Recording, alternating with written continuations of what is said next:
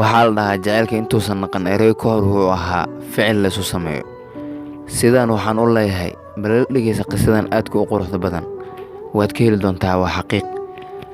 maalin maalmaha ka mid ah baa nin xaaskiisa oo fuqaro ahaa faqiirtinimo ku wada nool, gabadhii waxay u baahatay shanlo ay tinteeda ku shalaysato. saas sawjkeeda ayay weydiisay, waxaan u baahanahay shanlo tinta aan ku shalaysto.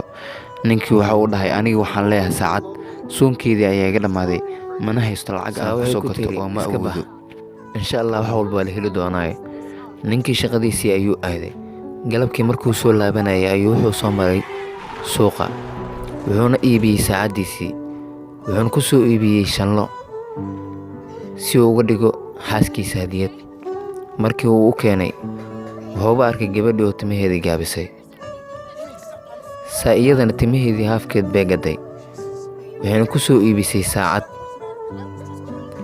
waxayna ugu tala gashay inay hadiyad uga dhigto zawjkeeda. cajiib, asiga saacaddiisii ayuu gaday, wuxuuna u soo gaday shanlo, iyadana tinteedii qaar ka mid ah ayay gaday, waxayna ugu soo iibisay saacad. haddaba labadaba mid walba wuxuu ku dadaalayay mid kale inuu farxad geliyo. markaas ayaan leeyahay jacaylka intuusan noqon erayo ka hor wuxuu ahaa ficil la isu sameeyo. ha fiirinan qofka erayadu ku dhahayo quruxdooda iyo sida uu u hadlaayo, ee fiiri waxa uu dartaada u samaynayo oo keliya.